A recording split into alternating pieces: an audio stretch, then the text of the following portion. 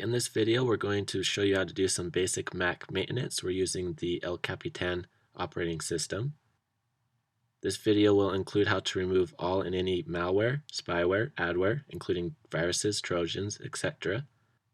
We'll also show you how to remove some basic garbage data and do some basic optimization of your computer to make sure it's running at its peak efficiency. Down below in the notes, I will be listing the steps in order as I go through them here in the video. For step 1, you'll need to come up here to the top and click on Go. Come down to Utilities, locate the Disk Utility option. When this window opens, you'll want to select the top option available and then go to First Aid. And by clicking around this, will verify and repair any disk errors that are on the computer. Once you see a check mark, you will know that it's completed. Click Done. Select the next option down, First Aid. And then again, by clicking around this, will verify and repair the disk permissions on the computer. Just like before, you will know the process is completed as soon as you see a green check mark. For step number 2, we're going to be running a free malware scan, specifically looking for adware. I will list down below in the notes the link to get to this page. I'm going to go ahead and download the tool.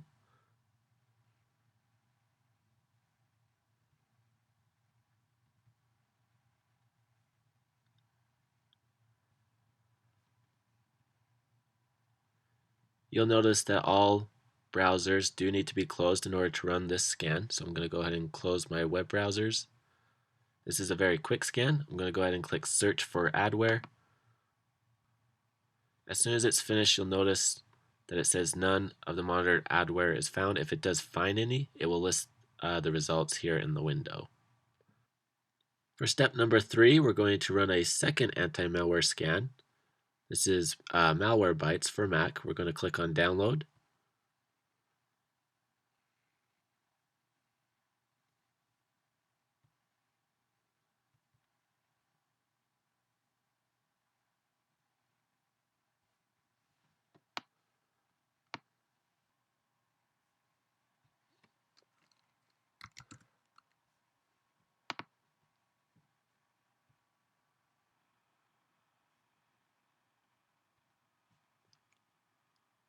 Now, just like the first scan, we're going to go ahead and close all other windows and browsers.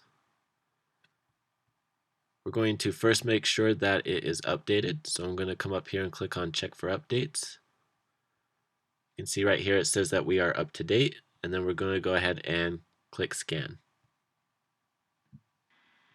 If any malware is found, it will list them. Otherwise, you will get a message like this just letting you know that no malware was found on the computer. For step number 4, we need to run an antivirus scan. This will be the third scan that will run on the computer. Again, we're putting all the links down below in the notes in their appropriate step. For free options, when it comes to antivirus, you have the option of Avast, which tends to be the best security that is available for free. However, it does take a lot of resources, and so if you're dealing with a slow computer, you'll probably want to go with one of the other options I'm going to show you here in just a moment. But again, if you're not having any problems with a slow computer, Avast would be our top recommendation. Again, you also have the option of Avera, which is also free. You have AVG, and we've also got Sophos. Again, these are all free options for your Mac computer. For the purpose of this video, we've decided to go with AVG antivirus. The first thing that you'll want to do, no matter which antivirus software you pick, is you want to first make sure that it's up to date. And so we're just going to come over here and check for updates. You can see right here that it's updated. And then we're going to go ahead and click on Scan. Now again, you may be using a different antivirus software, but again, you'll always want to make sure that you first update it and then run a scan, no matter which one you're using. As soon as your antivirus scan has completed, it should display any results if any are found and give you the option to remove or quarantine them. You can see with this scan on the screen that no threats were found. I'm going to go ahead and just press OK. A couple of things to remember with your antivirus software is one, make sure you do not uninstall it. There is a lot of misinformation concerning antivirus for Mac. It is needed. There are a lot of threats that can harm a Mac computer, so make sure you do have an antivirus software always running on the computer. And the second thing is to make sure that you never have more than one antivirus software on the computer at the same time. If you decide you want to switch antivirus softwares, make sure you completely uninstall the current one before you uninstall a new one. So again, make sure you only have one antivirus software on the computer at a time. For step number 5, we're going to go through and clean out and optimize all of the web browsers, starting with Mozilla Firefox. What you'll want to do first is come up here to the top right hand side and click on the menu button and go to Add-ons. Make sure that you have the Extensions tab selected. You'll come over here to this little gear, and once you click on it, make sure you select Check for Updates and go ahead and click on it, and this will just make sure all the security updates have been applied. For security purposes and for optimizing your web browser, it's best to have 0 extensions. And so what you'll want to do is go through all of your extensions and remove as many of them as you can. If there are extensions that you use occasionally, make sure you disable them. Again, we do recommend that you have 0 extensions on your web browsers for security purposes and for optimizing your web browser so it can run at its peak efficiency. I'm going to go ahead and disable these, and then I'm going to go ahead and remove them. Just as a general rule, if you have any extensions that have the word toolbar in them, they absolutely must be removed from your web browser. Next, you'll want to come over here to the left and select Plugins. And then you'll go through each one of your plugins and make sure that when you click on this drop-down menu that has Ask to Activate selected. You can see that each one of these have been changed to Ask to Activate, and this is very important. If you have one and you know what it is and you know that you never use it, you can go ahead and change it to Never Activate instead. Now, because you have changed all of the plugins to Ask to Activate, as you are surfing the internet and going to websites, if a plugin is needed to run, it will ask for permission to run the plugin. For example, currently I'm at espn.com.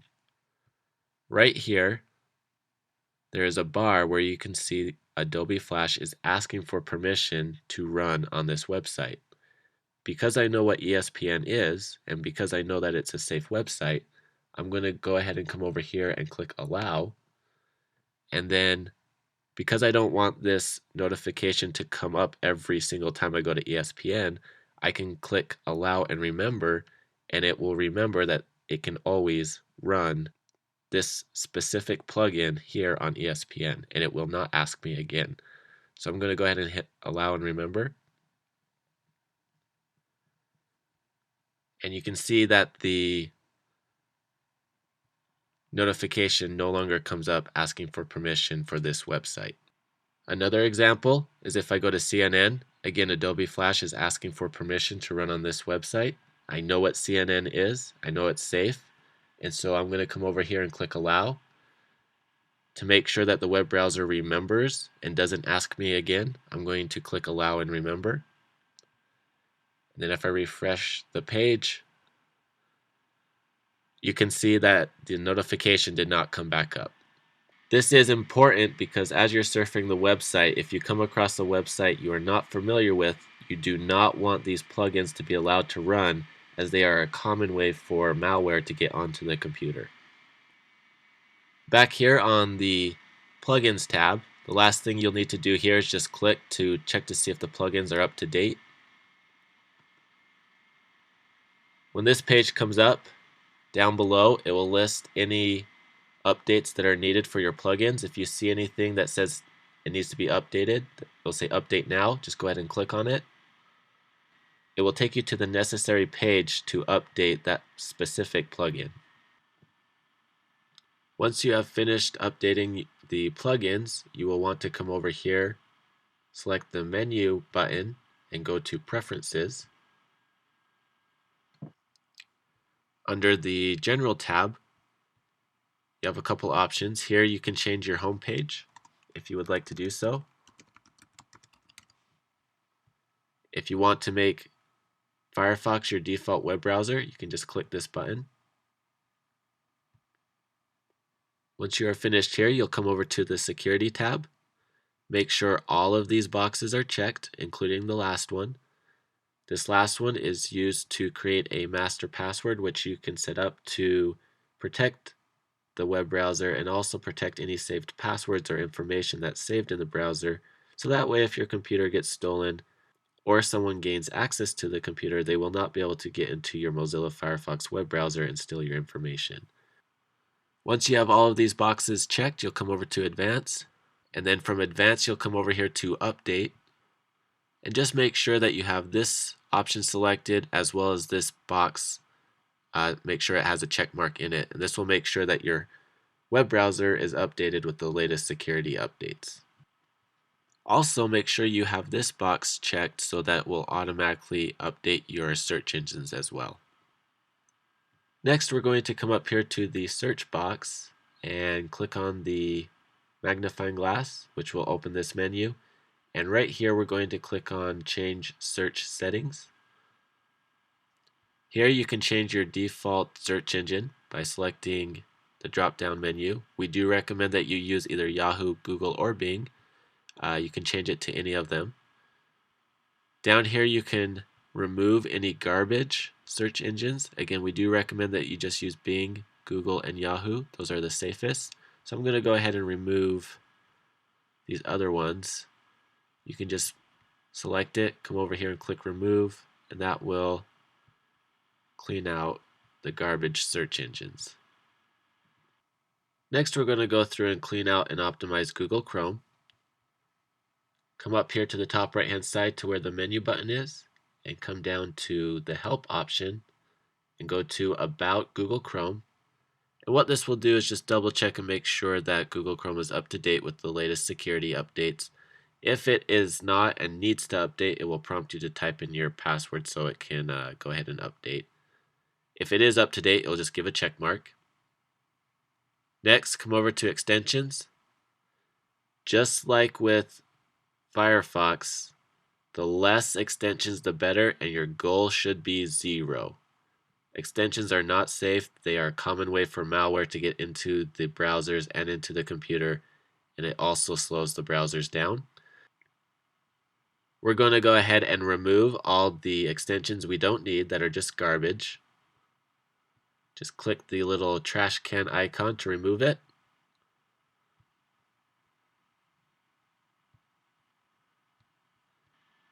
Now the 4 extensions I have left here are just the standard 4 extensions that come with all Google Chrome downloads.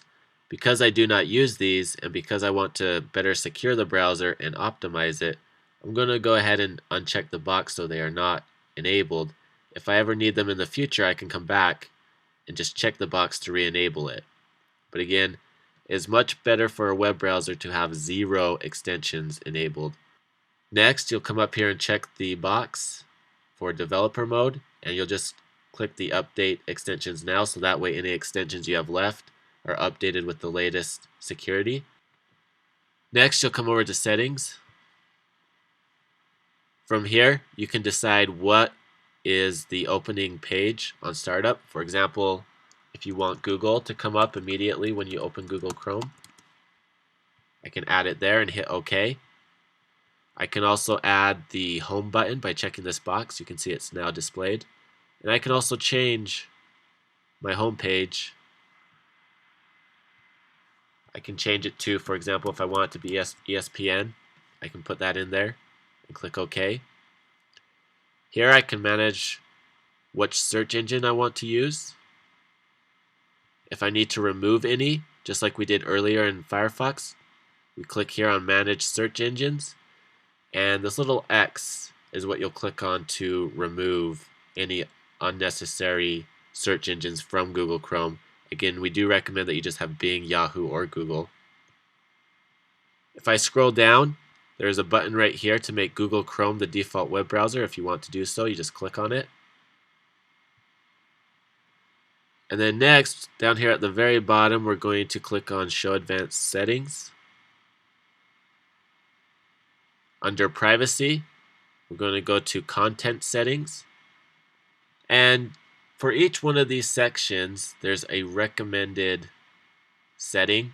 Just go through and make sure under each one of these categories that you have the recommended setting selected. And this is best for security purposes for Google Chrome. So again, just go through, make sure you have the recommended setting selected on each one of these categories. Last part of step 5, we're going to go through and clean out Safari. We'll start off by coming up here to Safari and selecting Preferences. First, you'll want to make sure that you have the General tab selected over here on the left-hand side. If you want to set Safari as your default web browser, you just click this button right here. You can adjust what happens when you first turn Safari on underneath this drop-down menu. Here we can change the home page to whatever we would like it to be. Next, you'll come over here to Search, and we can adjust the search engine to whichever one we'd like to use. Again, we recommend you just use Bing, Yahoo, or Google. Next option is you'll want to come over here to Security. Make sure all of these boxes are checked. On the last one here, underneath Plugins, come over here to the Plugin Settings and make sure that it's set to Ask. If you need to change it, you just click on the drop-down menu and you can check Ask. Also double check by going to each one of these individually, and if it has an individual setting here in this middle window, make sure that it's also set to Ask.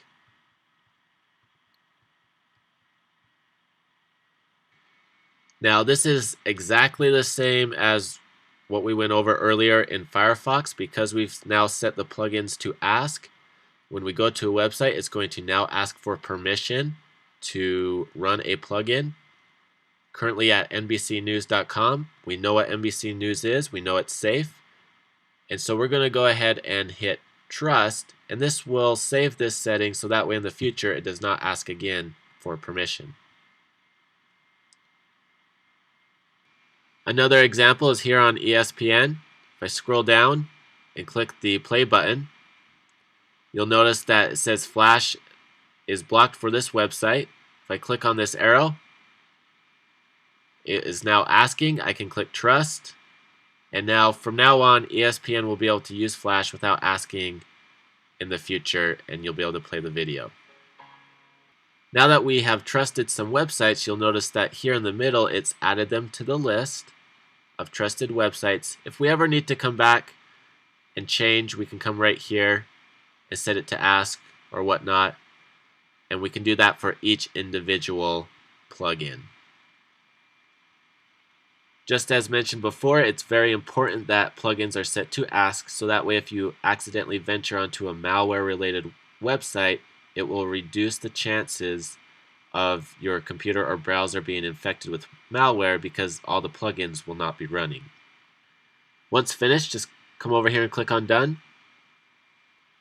And then the next tab you'll want to come to is Extensions.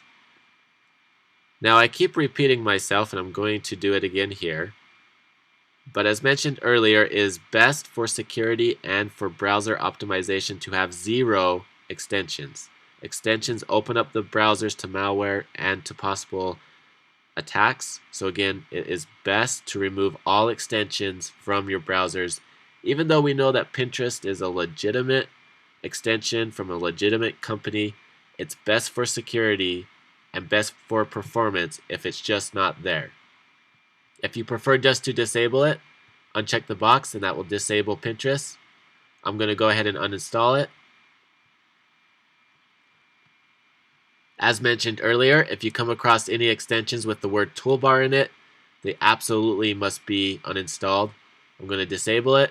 You'll notice that it's now gone, and I'm going to remove it so it's gone for good. You'll notice that we've accomplished the goal of having 0 extensions. If, for any reason, you do have any extensions left, make sure that this box is checked, so that way they will be updated with the latest security updates. Last thing for Safari, we're going to come up here to View, and we're going to go to Customize Toolbar. From here, you can customize your toolbar with whatever buttons you feel you need. If you want to add something, for example, if we want to add a home button, I just click on it, hold down the button, and I can drag it over to wherever I want on my toolbar. If I drop it there, I can move it again. If I decide later I no longer want it, I just pick it up again by holding down the mouse button, drag back, and it's gone. And that works for any of the options or buttons listed here. For step number 6, you will need to go through and remove all programs and applications that are no longer used or are just garbage. To do so, you just click on the Finder and then come over here and select the Applications tab, and here it will list all of the applications and programs that are installed on your Mac computer. You can also change the view here by clicking on these different buttons.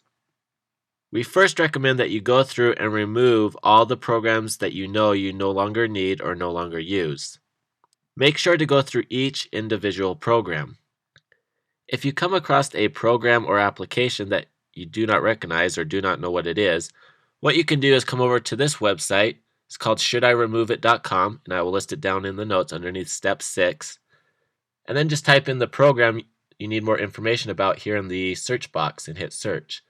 Now this website is generally for PC programs. However, there's a lot of cross-platform applications and programs. So chances are if you find something here that's listed as bad for PC, it's most likely also going to be bad for Mac. Make sure that if you find a program or application with a red rating or with an orange or yellow rating that you remove it. If it comes up with a green rating, you can leave it on the computer without any problems. If there's a program that you need more information on and cannot find it on the Should I Remove It website, you can also just go to Google or Bing or Yahoo and search for more information on that program or application to find out if it's a good or bad program that needs to be removed. One tip, always remove any program or application that has the word toolbar in it, and most programs that claim to clean or optimize your computer are usually bad, but make sure to look them up just to make sure. Now, when you find an application or program that you would like to remove, for example, if I want to remove Skype, I'm going to come up here and type in Skype. And then over here on the right-hand side, I'm going to click the plus sign. Come over here to this drop-down menu and go to Other. Type in System, and it should bring up the option for system files right there. I'm going to select it and hit OK. And then change this to Are Included. And then we're going to hit the plus sign again. Make sure this is selected to Name, Matches, and then we're going to type in Skype again, hit Enter. And this way we'll be able to get rid of not just the application Skype, but all of the system files that are associated with Skype. And this is a more thorough way to remove and clean out applications and programs we no longer need. I'm just going to select them all and drag them to the trash can. And Skype is now gone. For step number 7, we're going to do Apple updates. These are very important because they include security updates. Just come up here to the top left-hand corner, click on the Apple, go to App Store. And then just this tab right here, you just select updates. It's going to check the computer to see if anything needs to be updated. If it does find any updates needed, it will list them and give you the option to update. You can see this one found no updates available, so that's good. Generally, it will ask you to restart the computer after any updates have been downloaded and installed. For step number 8, we're going to do a login audit. This will not only optimize the computer, but help it run more efficiently. To do so, we come up here to the top left-hand corner and click the Apple icon and go to System Preferences. Select Users and Groups, and then select Login Items. Currently, these are all the applications or programs that are set to run automatically when the computer is turned on. The goal should be to get this down to as few as possible, or 0 if possible. If you don't know what something is here, go ahead and just Google it to look it up. To make changes, you'll first need to click the padlock to unlock it. Once it's unlocked, you can come up here and select the application that you want to disable at startup. You'll then click the minus sign and you can see it's gone. Do that for each one of these. This one I know I need, so I'm going to keep it there. Again, your goal should be to get this list down to as few as possible, or 0 is best. Once finished, click the padlock, and that will save the changes. Step number 9, we're going to do a security check. To do so, just come up here to the Apple icon, go to System Preferences, and go to Security and Privacy. Underneath the first General tab, just make sure that you have this box checked. And we often recommend that you put a shorter time limit, just so that way someone cannot gain unauthorized access to your computer. If you need to change your password, you can do so here. Make sure to unlock the padlock before making any changes, and then when finished, click it again to make the changes permanent. Next, come over to FileVault tab. This option will encrypt the data on your hard drive. Make sure that it is turned on. If not, again, click the padlock. There's an option right here to turn it on. And then once it's turned on, just click the padlock again to make it permanent. Underneath the Firewall tab, just make sure that the firewall is turned on. If it is not turned on, again, padlock, turn it on, and then padlock again. Step number 10 is our last step. We're going to use CCleaner, which is a tool to clean out garbage data out of the Mac computer. Again, I will include a link down below in the notes underneath step 10, where you can come to download this free tool. Again, it's from CCleaner. I'm going to go ahead and do so now.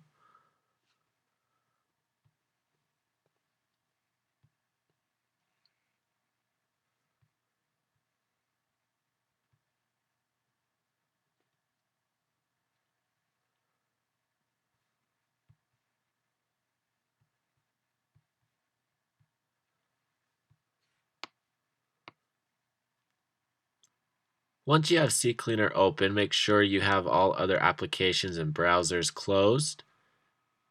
Underneath Mac, you'll want to make sure that you have the following boxes checked. We do not recommend that you check anything lower than this box right here, so just try to make it look exactly like what you see here on the screen. Underneath Applications, what you have may vary. We do recommend that you at least clean your browsers out. Do not delete saved password or saved form information. So make sure that those boxes are not checked. We generally recommend that you do not check these boxes. However, that is up to you. Do go through each one and see if there's any there that you want to clean out. But just for this general video, we're not going to check any of those. I'm going to go ahead and run the cleaner. As soon as CCleaner has completed cleaning out all the garbage files, it will give you a report, let you know what was removed, and also let you know how much was removed as well. That's everything for this video.